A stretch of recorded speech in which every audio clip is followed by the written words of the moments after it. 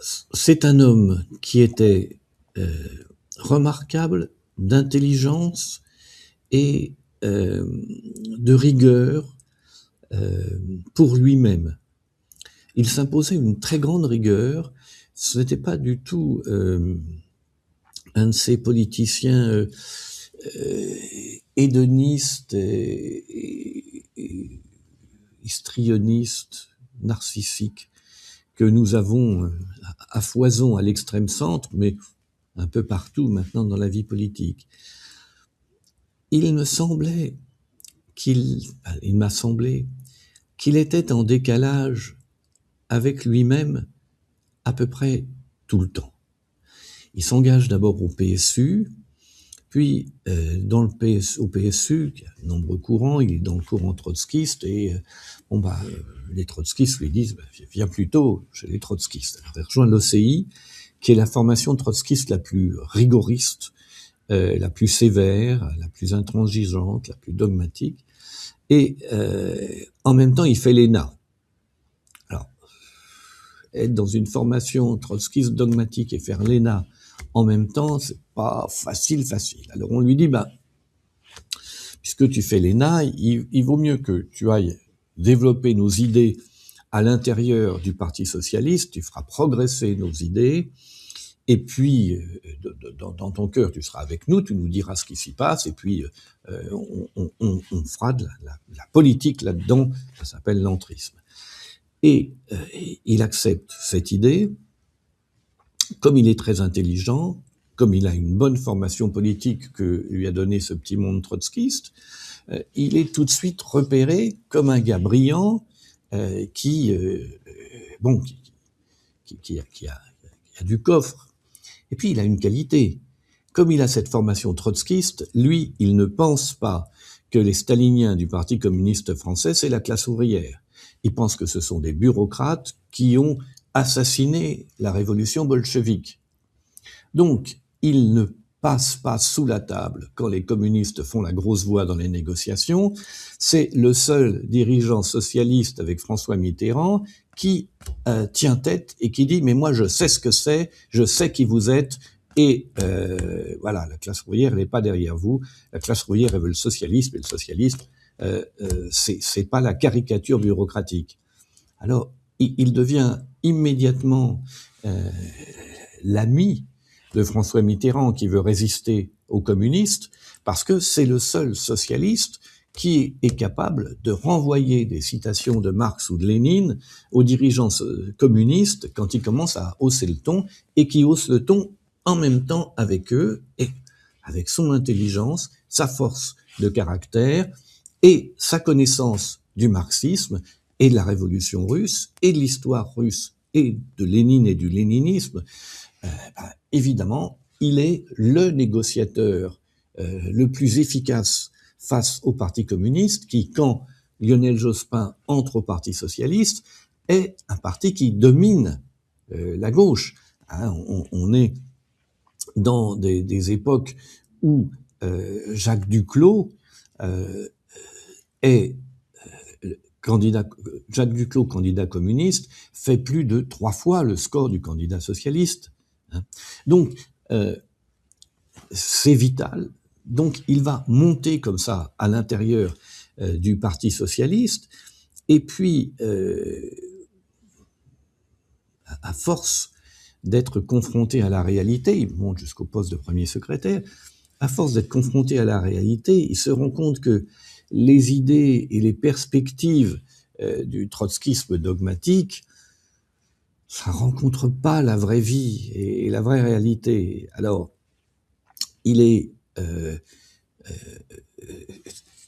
dans une situation ambiguë qui le conduira, de manière non publique, évidemment, à un moment sur lequel, selon les uns et les autres, à un moment ou un autre, je ne sais pas lequel exactement, à rompre avec les idées trotskistes et le mouvement trotskiste.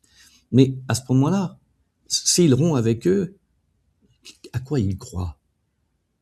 Est-ce qu'il croit au discours sociodémocrate qu'il a appris à condamner dans sa jeunesse turbulente parce que le socialisme est toujours pour demain, mais demain est repoussé comme la ligne d'horizon.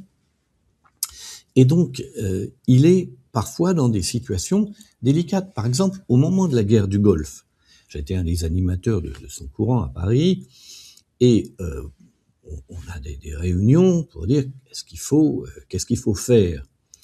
Et à ce moment-là, nous sommes un certain nombre à dire mais il faut que la France s'oppose à la guerre du Golfe, il faut à l'ONU mettre le veto, il faut politiquement dire pourquoi il ne faut pas intervenir dans ces régions, parce que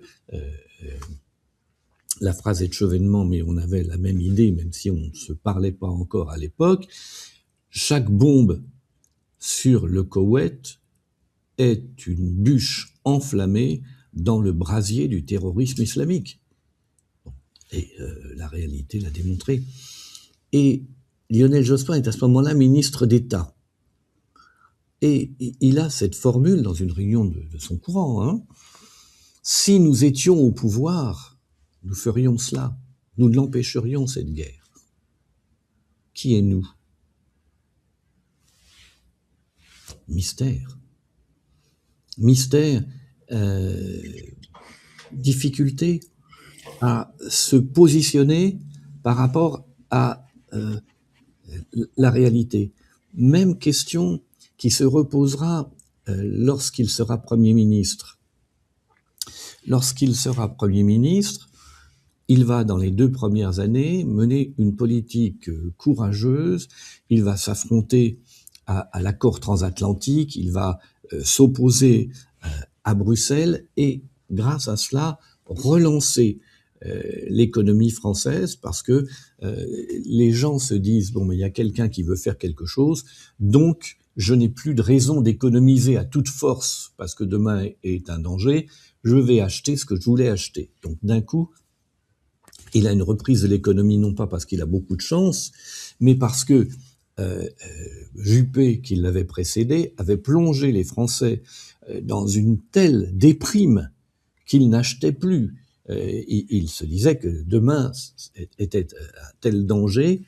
Voilà. Et là, d'un coup, l'hypothèque est levée et la consommation repart, et la consommation tire l'économie. Et il se trouve dans une situation où il a, au bout de 2 ans, réalisé son programme, qui n'était pas très ambitieux, mais enfin, qui correspondait à des attentes de ceux qui l'avaient élu, une majorité de Français, et il se trouve placé devant un dilemme qui sera l'objet de discussions dans des cercles organisés auxquels je participe, puisque je participe aux équipes gouvernementales. Et là, il y a 2 positions.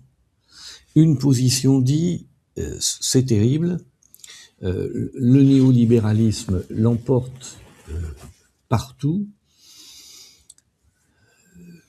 la chute du mur de Berlin empêche toutes les marges de manœuvre, nous n'avons plus qu'à passer entre les gouttes, faire le gros dos. Si nous acceptons tout de ce système, alors nous resterons en place, et si nous restons en place, nous arriverons à empêcher les pires coups contre les travailleurs et les catégories populaires. Parce que nous, personnellement, nous sommes liés à eux par toute l'histoire de la gauche. Donc il faut tout accepter pour rester au pouvoir, et là, on pourra être un bouclier. Ça ressemble à la théorie du bouclier de Pétain, bien sûr. Hein. Mais c'est pas la même situation, pas les mêmes personnes ni forces. Mais c'est cette théorie, on va tout accepter pour être le bouclier. Et en face, une position dit, on va se battre pour rassembler des forces à partir de la nation. Et en se tournant vers les autres nations, notamment européennes, pour modifier autant que possible le rapport de force. En tout cas, on va se battre sur nos idées. Et la seconde position, qui est celle que je défendais bien sûr, quelques autres, est battue par la première. Il faut savoir que la première, les défenseurs les plus ardents de la première position, ce ne sont pas les socialistes, ce sont les communistes. Ce sont les communistes. Et à ce moment, Lionel Jospin se tourne donc dans son entourage vers ceux qui sont arrivés à cette conclusion. Et là, ces gens qui sont tout à fait dans l'appareil de l'État, dans l'État profond, lui disent, pour rester aux affaires, il faut donner des signes. Et donner des signes, c'est s'opposer aux syndicats, privatiser, aller dire là où il y a des licenciements, vous verrez, avec la droite, ce serait bien pire. Bon. Progressivement, en écoutant ces gens-là et en rompant avec une autre aile de la majorité de l'époque, il va s'isoler au point où il a donné tellement de gages au système que les gens vont rester chez eux. Il va faire moins de votes qu'il ne l'avait fait à l'élection précédente où il n'avait aucune chance de gagner. Et c'est Jean-Marie Le Pen qui sera au second tour. Et à ce moment-là, il se rendra probablement compte que cette façon de faire, de ne jamais être exactement en accord avec ce qu'il faisait, l'a conduit à un échec en haut de sa carrière, et il a le soir même quitté la vie politique. C'est une perte pour la France. C'était de ces premiers de la classe qui avaient choisi de faire de la politique, alors qu'aujourd'hui ce sont les derniers de la classe. C'était un homme d'une grande rigueur, mais malgré sa rigueur personnelle, il n'arrivait pas toujours à comprendre exactement où il voulait aller pour des raisons d'interrogation profonde qu'il avait, qui montraient d'ailleurs plutôt une sincérité, mais voilà, une difficulté. Et il a quitté la vie politique brusquement, en laissant derrière lui non pas le souvenir d'un des premiers ministres les plus populaires de toute l'histoire de la Ve République, mais d'un Premier ministre qui, battu dès le premier tour de l'élection présidentielle, dans laquelle il avait indiqué qu'il était candidat au second tour et pas au premier tour, et donc sa campagne n'était pas une campagne de premier tour, quitte la vie politique d'un coup sec. C'est injuste. Il méritait une meilleure image, mais la façon dont il s'est laissé entraîner par l'État profond pour, par exemple, mettre à la porte du gouvernement Jean-Pierre Chevènement, dont on retient l'idée de la démission, la réalité est qu'il l'a mis à la porte. Voilà. Ça, c'est la réalité. Il y a un processus, mais à un moment donné, c'est lui qui a mis Jean-Pierre Chevènement à la porte. Ce choix n'était pas le bon.